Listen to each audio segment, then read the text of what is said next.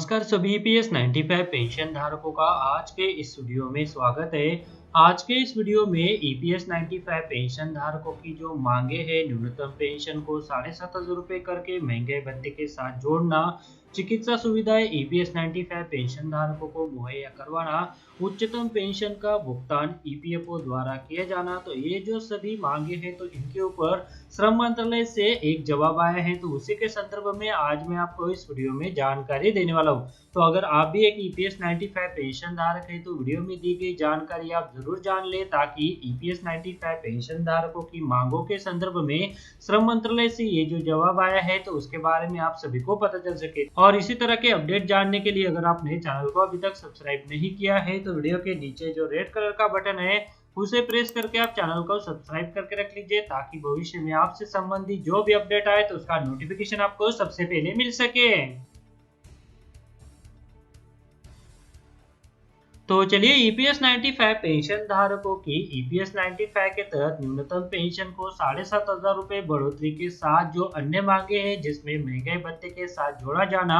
EPS 95 pension धारकों को चिकित्सा सुविधा देना और उच्चतम पेंशन का भुगतान किया जाना, तो इसके ऊपर श्रम मंत्रालय से जो जवाब आया है तो उसके बारे में अभी हम इस वीडियो में जानकारी लेने वाले हैं। ईपीएस 95 पेंशन धारक अपनी न्यूनतम पेंशन बढ़ोतरी के लिए इंतजार कर रहे हैं। देश के लगभग 65 लाख वृद्ध ईपीएस 95 पेंशन धारकों के लिए महत्वपूर्ण खबर है। सभी ईपीएस 95 पेंशन धारकों को अवगत है कि पिछले दिनों मथुरा सांसद माननीय श्रीमती हेमा मालिनी जी के द्वारा एक प्रपत्र ईपीएस 95 पेंशन धारकों की न्यूनतम पेंशन बढ़ोतरी समेत राष्ट्रीय संघर्ष समिति द्वारा की जा रही 4 सूत्रीय मांगों का जिक्र करते हुए माननीय श्रम मंत्री जी और प्रधानमंत्री जी के नाम पत्र लिखा गया था, जिसके जवाब में श्रम मंत्रालय की ओर से एक प्रपत्र लिखकर 28 अक्टूबर को जवाब दिया गया है। इस पत्र में ईपीएस 95 के तहत पेंशन बढ़ोतरी पर जवाब दिया गया है।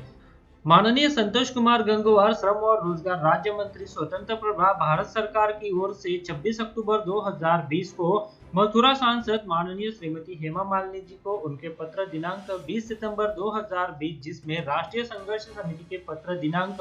13 मई 2020 के अनुसार ईपीएस 95 पेंशन वृद्धि के लिए मांगों का जिक्र किया गया था, उनका जवाब दिया गया है। इस पत्र में कहा गया है कि ईपीएस 95 राष्ट्रीय संघर्ष समिति द्वारा उठाए गए मांगों के संदर्भ में मैं यह याद दिलाना चाहूंगा कि मेरे मंत्रालय ने 2018 के बाद से वित्त मंत्रालय के साथ ईपीएस 95 के तहत न्यूनतम पेंशन की वृद्धि का मुद्दा उठाया है। 9 सितंबर 2020 को सचिव श्रम और रोजगार मंत्रालय द्वारा वित्त मंत्रालय को एक प्रस्ताव भी भेजा गया है। इसके अलावा वित्त मंत्रालय को 19 अक्टूबर 2020 को फिर से याद भी दिलाया गया है। महंगाई भत्ते के संबंध में इस पत्र में बताया गया है कि ईपीएस 95 के पूर्ण मूल्यांकन और समीक्षा के लिए एक उच्च अधिकार प्राप्त निगरानी समिति का गठन मेरे मंत्रालय ने 2018 में किया था, जिसने ईपीएस 95 के तहत महंगाई भत्ते के मुद्दे पर विचार किया था। समिति की सिफारिश के तहत ईपीएस 95 के तहत स्वीकार्य पेंशन को महंगाई भत्ते की लागत के साथ जोड़ना संभव नहीं है।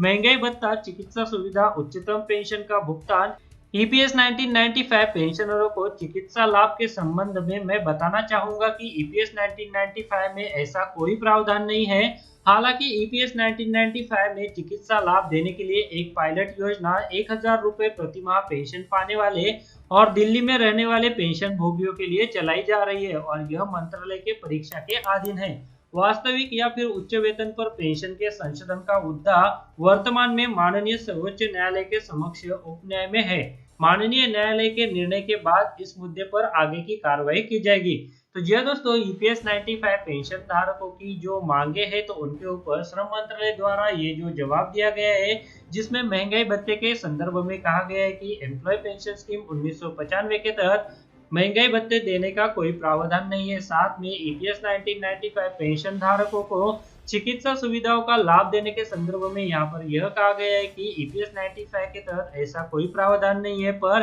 दिल्ली में रहने वाले और 1,000 रुपये प्रति माह पेंशन वालों के लिए एक पायलट प्रोजेक्ट वो चलाया जा रहा है, जो कि मंत्रालय के परीक्षा के अधीन है। तो जी दोस्तों, ईपीएस 1995 पेंशन धारकों की मांगों के संदर्भ में श्रम मंत्रालय से ये जो जवाब आया था तो उसी के बारे में अभी मैंने आपको इस वीडियो में जानकारी दी। ईपीएस 95 पेंशन धारक लंबे समय से अपनी पेंशन बढ़ोतरी की मांगों को लेकर संघर्ष कर रहे हैं। ऐसे में यहाँ पर ईपीएस 95 पेंशन धारकों की मांगों के संदर्भ में श्रम मंत्रालय से ये जो जवाब आया है,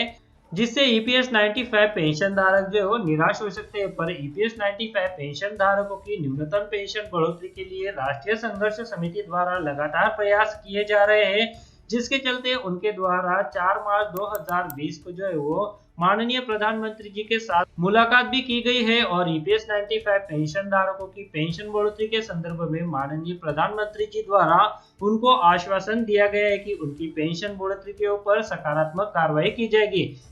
इसके लिए माननीय प्रधानमंत्री जी द्वारा इस बैठक के बाद जो है वो संबंधित विभाग को यह जानकारी दे दी गई है कि ईपीएस 1995 पेंशन धारकों का यह जो मुद्दा है तो इसके ऊपर जल्द से जल्द कोई कार्रवाई की जाए। तो जी दोस्तों, इसके संदर्भ में अभी तक जो है वो कोई अपडेट नहीं आया है, पर ईपीएस 95 राष्ट्रीय संघर्ष समिति की तरफ से इसके संदर्भ में लगातार जो है अपना फॉलोअप लिया जा रहा है कि ईपीएस 95 पेंशन धारकों की जो मांगे हैं तो वो कब तक पूरी हो जाएगी। इसके लिए आप जो है वो ईपीएस 95 राष्ट्रीय संघर्ष समिति की ओर से जो भी अपडेट आता है तो उसे जो है वो जानते रहिए, ताकि आपको जो है वो आपकी पेंशन बढ़ोतरी के संदर्भ में जो प्रयास किए जा रहे हैं तो उसके बारे में जो है वो अप टू डेट जानकारी मिलती रहे। तो चलिए दोस्तों, आज की इस वीडियो में श्रम मंत्रालय की तरफ से ईपीएस 95 पेंशन धारकों की पेंशन बढ़ोतरी के महंगाई भत्ते के संदर्भ में चिकित्सा सुविधाओं का लाभ के संदर्भ में ये जो अपडेट था तो उसी अपडेट के बारे में अभी मैंने आपको इस वीडियो में जानकारी दी। माननीय श्रम मंत्री जी द्वारा ये जो पत्र लिखकर जानकारी दी गई है तो इस पत्र की कॉपी अगर आप देखना चाहते हैं तो वीडियो के डिस्क्रिप्शन में इसका लिंक यहाँ पर दिया हुआ है। वीडियो के डिस्क्रिप्शन में जाकर ये जो पत्र यहाँ पर दिखाई दे रहा है तो आप इसको जो है वो ओपन करके पढ़ सकते हैं। वीडियो के डिस्क्रिप्शन में इसके लिए मैंने लिंक आपको दे के रखा है, तो आप वीडियो के डिस्क्रिप्शन में जाकर ये जो पत्र है तो उस पत्र का लिंक जो है वो क्लिक करके ये पत्र ओपन कर सकते हैं। तो बस आज के इस वीडियो में बस इतना ही। आगे भी ऐसे ही अपडेट मैं आपके लिए लेते आता रहूंगा। इसके लिए अगर आपने चैनल को अभी तक सब्सक्राइब नहीं किया है तो वीडियो के नीचे जो रेड कलर का बटन है तो उसे प्रेस करके आप चैनल को सब्सक्राइब करके रख लीजिए और उसके बाद जो बेल का बटन आएगा तो उसे भी आप प्रेस कर दीजिएगा, ताकि भविष्य में आपसे संबंधित जो भी अपडेट आए तो उसका नोटिफिकेशन आपको सबसे पहले मिल सके।